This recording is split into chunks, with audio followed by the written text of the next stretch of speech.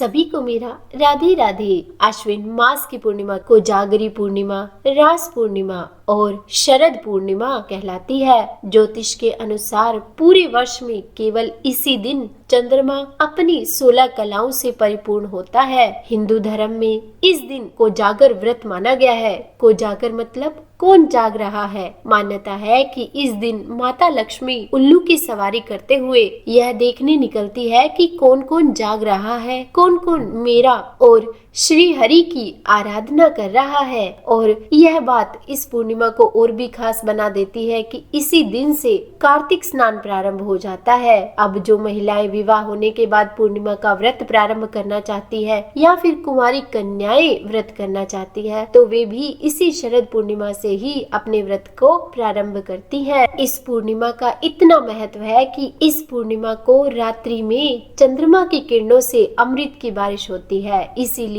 कुछ लोग इस दिन खीर बनाकर उसे खुले आसमान के नीचे यानी कि चंद्रमा के सामने उसे रखते हैं और फिर चंद्रमा की रोशनी से निकलने वाले उस अमृत से वह खीर बहुत पवित्र हो जाती है और फिर अगले दिन उसे प्रसाद रूप में ग्रहण करते हैं। मान्यता है कि उस खीर को खाने से शरीर निरोगी बनता है, रोग प्रतिरोधक क्षमता बढ़ती है और मनुष्य के हर प्रकार के कष्ट दूर हो जाते हैं। और इस बार तो यह पूर्णिमा और भी खास हो जाती है क्योंकि इस बार इस साल का इस दिन आखिरी चंद्र ग्रहण लगने वाला है। तो ऐसे में आज की इस वीडियो में हम यह जानेंगे कि शरद पूर्णिमा की पूजा किस प्रकार से करें। अपना उपवास शाम को क्योंकि चंद्र ग्रहण लग रहा है और चंद्रमा को देख के पूर्णिमा का उपवास खोला जाता है तो वे कैसे करें और चंद्रमा देवता की पूजा कैसे करें। इसके अलावा इस बार चंद्र ग्रहण के कारण क्या हमें खीर खुले आसमान में चंद्रमा की रोशनी में रखनी चाहिए और सूतक काल कब से कब तक रहेगा, ग्रहण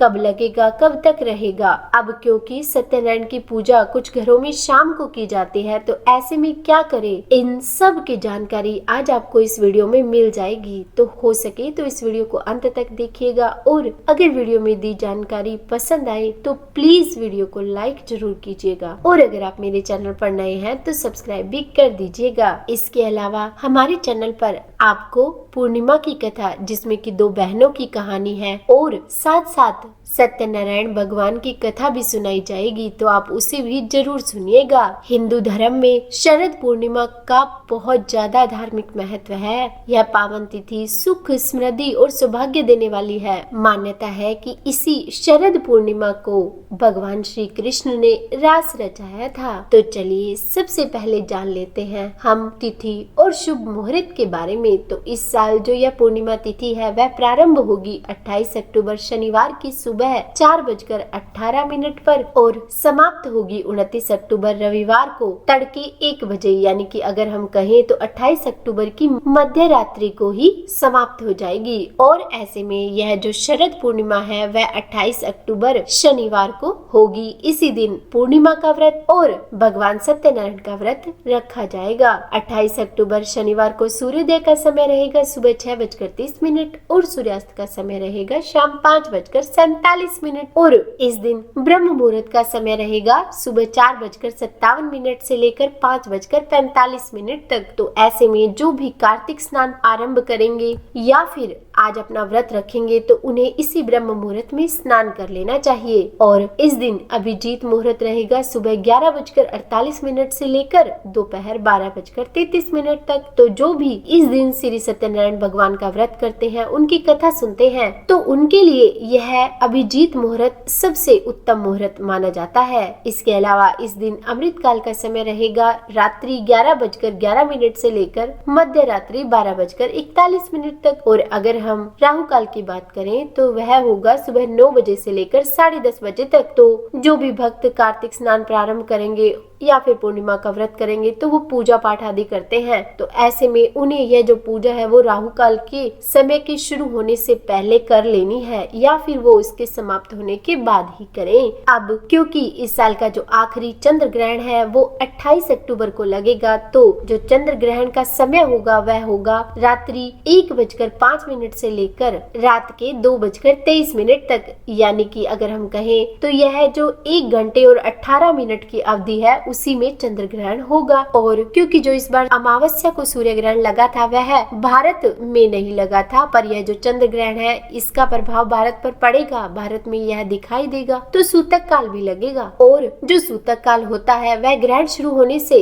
9 घंटे पहले शुरू हो जाता है। तो ऐसे में इस बार जो इस चंद्र ग्रहण का सूतक काल है वह प्रारंभ होगा 28 अक्टूबर शनिवार की शाम 4:05 पर। तो जो भी आपको पूजा पाठ अपने व्रत की करनी है तो वो आप इस समय से पहले ही कर लें। अब इस दिन चंद्रोदय का जो समय रहेगा वह होगा शाम 5:31 और पूर्णिमा के नियमों के अनुसार चंद्रमा को देखकर ही व्रत खोला जाता है। पर क्योंकि इस बार चंद्र ग्रहण है और सूतक काल चंद्रमा के उदय होने से पहले ही लग जाएगा, तो आपको इस सूतक काल में ना ही चंद्रमा की पूजा करनी है ना ही उनके दर्शन करने हैं। तो अगर आपने व्रत रखा है तो आपको शाम को 4:05 से पहले ही, यानी कि सूतक काल लगने से पहले ही अपने व्रत को खोल लेना है। अब क्योंकि चंद्र ग्रहण और सूतक काल के कारण बहुत सारी चीजें इस बार बदली हैं, तो ऐसे में अगर हम खीर की बात करें जो कि इस शरद पूर्णिमा की रात में चंद्रमा की रोशनी में खुले आसमान के नीचे रखी जाती है, तो वो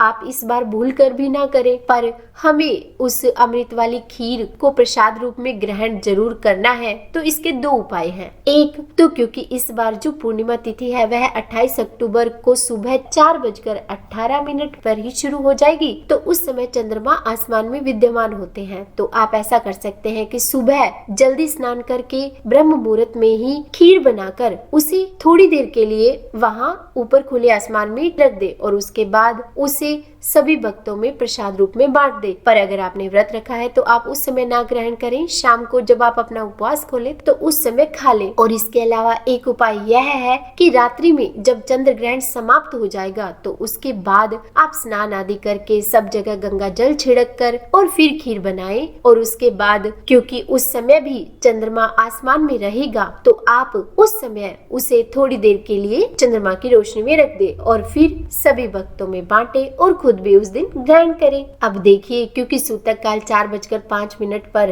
यानी कि शाम को ही लग जाएगा, तो आपने यदि उपवास रखा है तो उस उपवास को पूरा करने के लिए उपवास का पारण करना जरूरी है। तो आप सूतक काल प्रारंभ होने से पहले ही पूजा करें और अपना उपवास खोल लें। और फिर सूतक काल के आरंभ होने से पहले ही सभी खाने पीने की वस्तुओं में या तो कुशा डाल दे या फिर तुलसी के पत्ते डाल दे। और सूतक काल के दौरान, ग्रहण के दौरान किसी भी खाने पीने की चीजों का सेवन ना करें। और फिर जब चंद्र ग्रहण समाप्त हो जाए तो स्नान करके सब जगह गंगा जल छिड़के और फिर खाने पीने की वस्तुओं से उस कुशा या तुलसी पत्र को निकाल दे और फिर उन चीजों का सेवन करे। क्योंकि ग्रहण काल में कुछ भी खाया पिया नहीं जाता, यहाँ तक कि सूतक काल में भी खाना पीना नहीं चाहिए। पर सूतक काल में जो बड़े बुजुर्ग होते हैं, बीमार व्यक्ति होते हैं या फिर गर्भवती महिलाएं हैं या फिर बच्चे हैं, वे खा पी सकते हैं। इसके अलावा ग्रहण काल के समय में ना ही कोई यात्रा करनी चाहिए, हो सके तो घर से बाहर ही ना निकले, स्नान नहीं करना चाहिए और खुली आंखों से चंद्र ग्रहण को देखना भी नहीं चाहिए। गर्भवती महिलाओं को तो और भी ज्यादा ध्यान रखना होता है, उन्हें इस समय में छुरी, ब्लेड, कैंची, चाकू आदि जैसी वस्तुओं का उपयोग नहीं करना चाहिए। कहते हैं कि यदि ग्रहण के समय इन वस्तुओं का उपयोग किया जाए तो उसका बुरा असर बच्चों के अंगों पर पड़ता है। और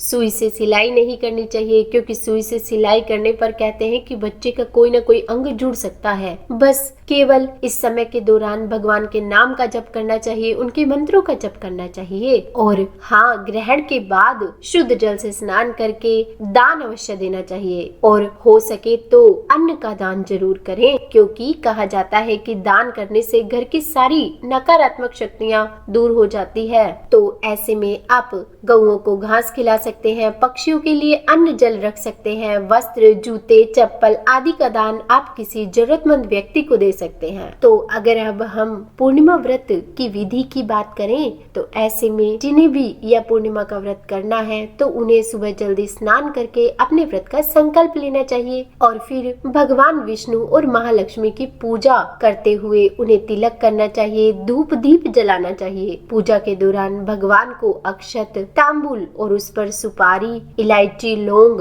रखकर नैवेद्य और दक्षिणा अर्पित करनी चाहिए और पूर्णिमा व्रत की कहानी सुननी चाहिए। तो पूर्णिमा व्रत की कहानी सुनने के लिए सबसे पहले एक पाटा लीजिए और उस पर एक जल का लोटा और एक गिलास में गेहूं भरकर रख लीजिए। दोनों पर स्वास्तिक बनाइए और फिर चावल और दक्षिणा चढ़ाकर सबको टीका लगाइए और फिर हाथ में 13 गेहूं के दाने लेकर पूर्णिमा की कहानी सुने। उसके बाद जो गेहूं का गिलास आपने अपने पास भर के पूजा के दौरान रखा है उस पर हाथ फेरकर आप किसी भी ब्राह्मण को उनके पैर छूकर आशीर्वाद लेकर दान में दे और साथ में जो लोटा भरकर जल रखा था उसका रात्रि में चंद्रमा को अर्घ देकर और जो आपने भोग बनाए हैं उन्हें भोग लगाकर उसके बाद अपना उपवास खोले। रात के समय हो सके तो अपने घर के मुख्य द्वार पर दीपक जलाएं। इसके अलावा आसपास मंदिर में पीपल के पेड़ में दिए जलाएं। यह पूर्णिमा का व्रत कुंवारी कन्याएं मनोवांछित वर के लिए, निसंतान महिलाएं संतान प्राप्ति के लिए और